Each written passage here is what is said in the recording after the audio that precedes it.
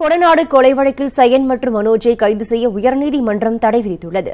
இதுபற்றி விரிவான தகவலோடு தர காத்திருக்கிறார் எமது செய்தியாளர் மதன். அவரிடம் கேட்கலாம். மதன், கொடநாடு கொலை வழக்கில் சயன் மற்றும் மனோஜை கைது செய்யக்கூடாது என உயர்நீதிமன்றம் தற்போது அதிரடியாக ஒரு தடை விதிச்சிருக்கு. நீதிமன்றம் என்ன சொல்றாங்க?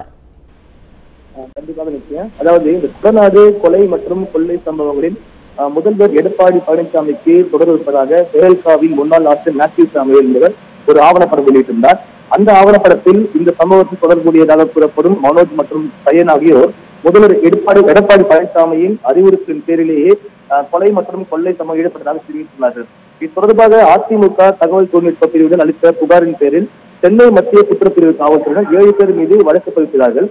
இதை எதிர்த்து அந்த ஆவணப்படம் தயாரித்த மேத்யூ சாமுவேல் தொடர்ந்த வழக்கை விசாரித்த சென்னை உயர்நீதிமன்றம் ஏற்கனவே மத்திய குற்றப்பிரிவு விசாரணைக்கு தடை விதித்துள்ளது.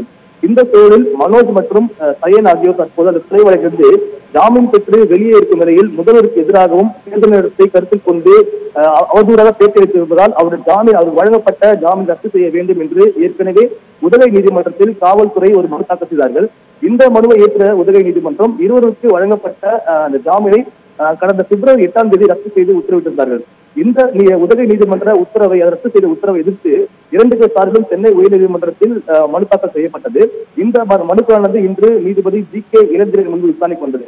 அப்போது சயன் மற்றும் மனோஜ் தரப்பில் ஆஜரான வழக்கறிஞர் அதாவது மத்திய குற்றப்பிரிவு வழக்கிற்கும் தடை செய்யப்பட்டது. ஏற்கனவே இது தொடர்பாக மத்திய குற்றப்பிரிவு விசாரணைக்கு சென்னை உயர்நீதிமன்றம் தடை விதித்துள்ளது.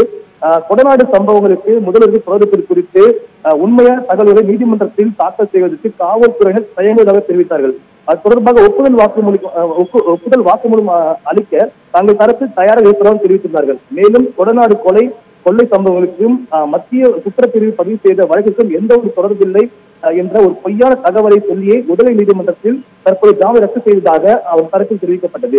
ஆனால் காவல்துறை தரப்பில் ஆஜரான வழக்கறிஞர் அதாவது கொலை மற்றும் கொள்ளை வழக்கில் ஜாமீனில் வெளியில் வந்த இருவருக்கும் முதல்வருக்கு அவப்பெயர் ஏற்படுத்தும் வகையில் தேவையில்லாமல் பொய்யான தகவல்களை பேட்டியாக அளித்து வருவதால் நீதிமன்றத்தில் வழக்கு நிலுவையில் உள்ள நிலையில் இது பற்றி இருவரும் பேசுவது நீதித்துறையில் குறுக்கிடுவது போலவாகும் என்பதாலேயே அவருடைய ஜாமீன் ரத்து செய்யப்பட்டதாக அவர் தரப்பில் விளக்கம் அளிக்கப்பட்டது.